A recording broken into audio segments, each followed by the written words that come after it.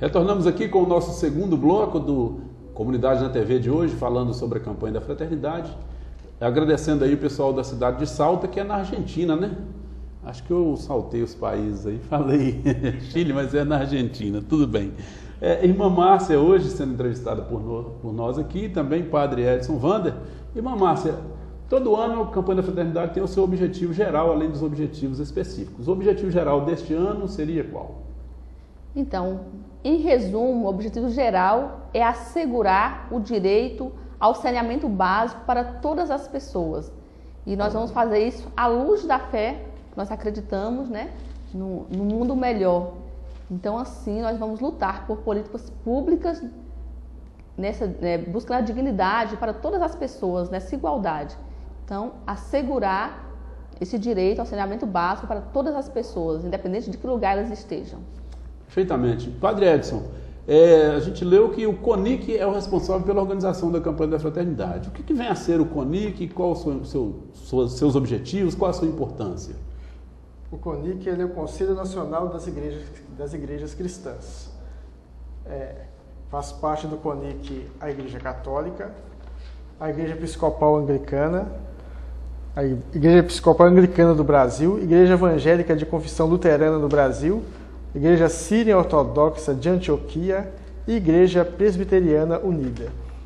O CONIC ele tem por objetivo, juntar essas igrejas de denominações cristãs, cuja fé é o único Cristo, e é justamente para juntar, trazer uma união ecumênica nas igrejas, assim, com diálogos interreligiosos, ações em conjunto, ações pastorais, ações de evangelização.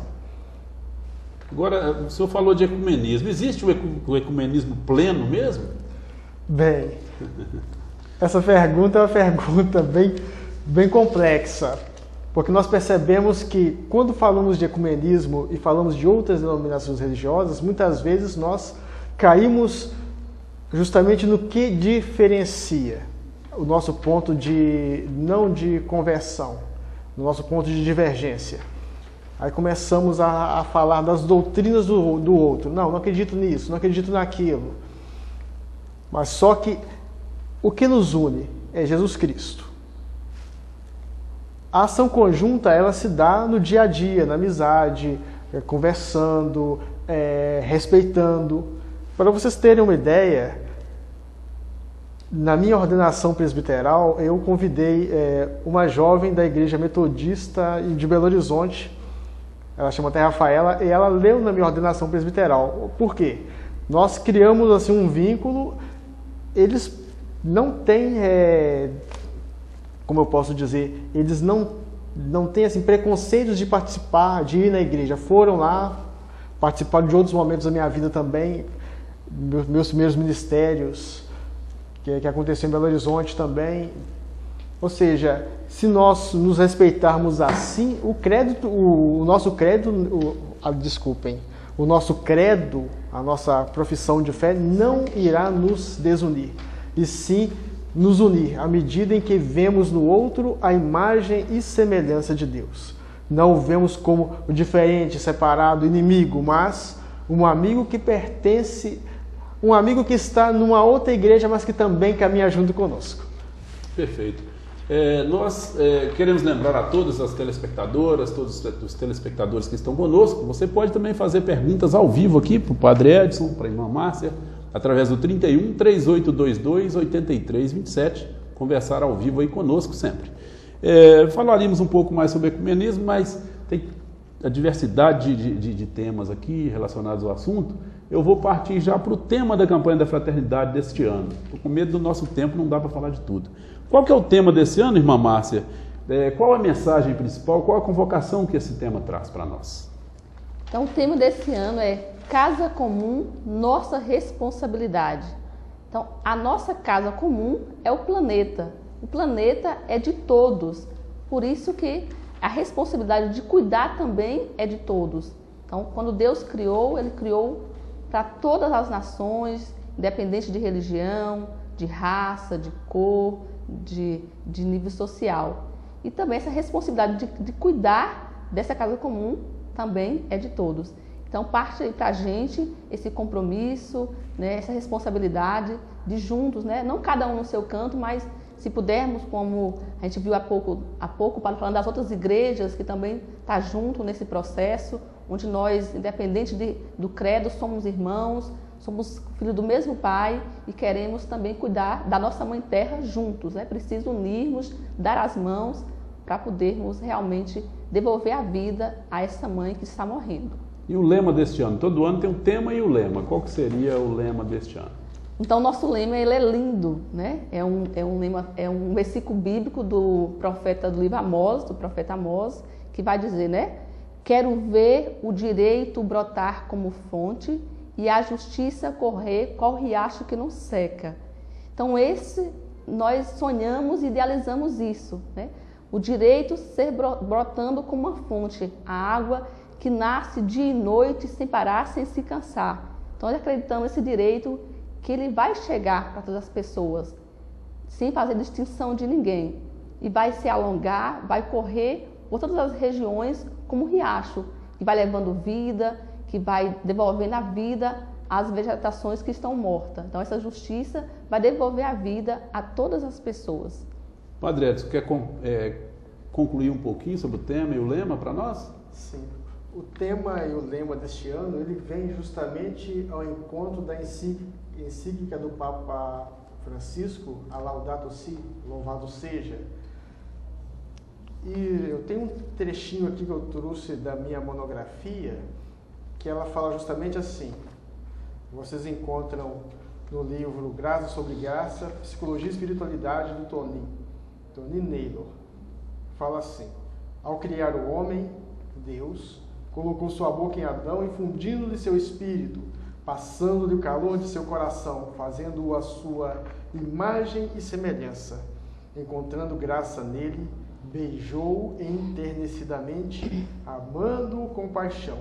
Em outras palavras, fundiu-se com o homem, quis que ele fosse Deus como ele mesmo era e presenteou-o com sua natureza imortal. Então, se nós, seres humanos, homens, que fomos criados à imagem e semelhança de Deus, pudéssemos perceber que nós somos terra, que Deus, em Adão, infundiu nele o sopro da vida, dando ele aquele beijo enternecido, nós também saberíamos que, se nós maltratarmos a natureza, estamos maltratando a nós mesmos. Se nós degradamos a natureza, degradamos também a natureza humana, que começa a perecer. Percebemos hoje a falta de água. Por quê? Degradação, barragens que se rompem, culpa do homem, a cobiça, o dinheiro. Ou seja, a nossa primordial existência está esquecida e colocamos em valores irreais, colocando esses valores como absolutos, especialmente, todo mundo conhece como o dinheiro, como o absoluto, aquilo que irá salvar a vida, aquilo que irá salvar a todos, e não a natureza, que é obra de Deus, graça de Deus, e que deveríamos cuidar dela. Perfeito. Irmã Márcia, saneamento básico foi um tema muito abordado aí, é o tema principal, né, da questão da campanha da fraternidade.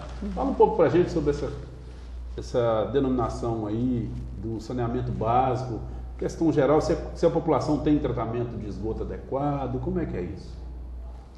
Então, o saneamento básico, né, ele é um conjunto, não é uma coisa separada, mas é um conjunto de serviços, de infraestruturas, de instalações físicas, educacionais, legais, né, institucionais. Então, envolve todo esse conjunto para que ele seja realmente realizado. Então, todos esses passos aqui, essas responsabilidades, precisam ser tomados juntos para que aconteçam esse trabalho realizado por parte de todos esses grupos responsáveis. Perfeito. Padre Edson, a gente está vendo ali alguns slides referentes à campanha da fraternidade, né, de 2016, tratando aí bastante da questão do saneamento básico. Gostaria que o senhor falasse um pouco para a gente se existe a devida reciclagem, se no Brasil, sobretudo na nossa região, há o correto reaproveitamento, a correta destinação do lixo, na visão do senhor? Bem, pelo que eu vejo, temos cooperativas, né, na região aqui do Vale do Aço, e que fazem esse papel de ter os catadores de papel, pessoas que catam os lixos recicláveis, só que a gente percebe que muitas vezes as pessoas colocam os lixos lá tudo misturado, ali resíduo sólido com resíduo líquido, ou seja, com resto de comida e tudo, como se fosse uma coisa só e não são. E percebemos também que a eficácia, né, dessas pessoas que ajudam na reciclagem, que reciclam, elas ficam muito limitadas e muitas vezes fica algo a desejar porque talvez nós não fazemos a nossa parte, tipo, ou tem um monte de papel em casa, poderia juntar e colocar apenas o que não é necessário para a coleta de lixo da prefeitura passar e levar. E de repente encaminhar os lixos adequados de reciclagem para as cooperativas ou para aquele morador de rua que a gente sabe que cata isso e sobrevive disso, poderíamos fazer essa caridade também para ele. Perfeito. Irmã Márcia, quais são as principais consequências que você vê aí da falta de saneamento básico? A falta de saneamento básico, né, vai trazer muita doença para a população. Então, e quem é mais afetado com essas doenças é a população pobre. E dessa população pobre, quem mais sofre são as crianças.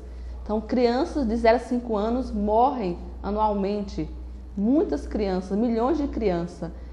Com o quê? Quais são as doenças mais comuns por causa da falta do saneamento básico, né? Nós temos a diarreia, que afeta diretamente as nossas crianças, de 0 a 5 anos. Aí tem a cólera, a hepatite, a febre tifoide e muitas outras, mas essas são as principais doenças que atacam a nossa população, principalmente os mais pobres. Perfeito. Padre Edson, dia 22 de março foi celebrado, e é celebrado todo ano, o Dia Mundial da Água. Fala um pouquinho para nós sobre a questão do desperdício de água. O desperdício de água, acredito que ele é muito comum nos nossos dias, especialmente que a gente poderia, por exemplo, lavar um carro usando um balde de água, mas alguns ainda insistem em jogar a água da mangueira e desperdiçam litros, mais de 100 litros. É muito curioso que uma vez, um rapaz da Copasa, a gente estava conversando, houve na minha casa há muito tempo atrás, um vazamento de água na caixa, estourou um cano, nós não havíamos percebido, a água veio cara e ele falou assim, nós fomos lá reclamar e conversamos com ele solucionou o problema um pouco, especialmente do valor da conta, que foi um pouco alto, e ele comentando que geralmente no banho a gente gasta 300 litros de água. Eu fiquei espantado com aquilo, eu pensei assim, nossa, 300 litros de água num banho? O que se pode fazer com tantos litros? Assim, a gente sabe que tem pessoas que cantam no banheiro, enfim, joga-se muita água fora. As águas da máquina de lavar roupa que poderiam ser utilizadas, especialmente as de enxágue, de segundo enxágue, que a gente poderia lavar chão, dificilmente as pessoas aproveitam essa água, poderia ser usada em tantas coisas, como também escovar o dente, às vezes esquece a torneira aberta, até mesmo pequenos vazamentos que a gente não dá conta em casa, como que chama aquela coisa lá da descarga? Válvula de descarga? A válvula. Algumas vezes a válvula está com algum problema, vai vazando água aos pouquinhos ali, chega no final do dia, já se foi embora talvez 30 litros de água. Perfeitamente. Agradecendo aí a todas e a todos que estão conosco aqui hoje, com a irmã Márcia e também com o padre Edson Wander, falando sobre o tema da campanha da fraternidade. Agradecemos a todos que estão conosco pelo site da TV Caravelas Ipatinga, www.tvcaravelas.com.br. Agradecendo a todas e a todos que estão conosco também através da TV a Cabo Net, canal 11. A você que está conosco, pode participar ao vivo pelo 31 3822 8327, pelo tvcaravelas@hotmail.com. Lembrando que daqui a pouquinho, às 21h, tem o Cine Documentário Reprise aí sobre a democratização da mídia. E às 22h, Sessão Faroeste com o filme Os Indomáveis.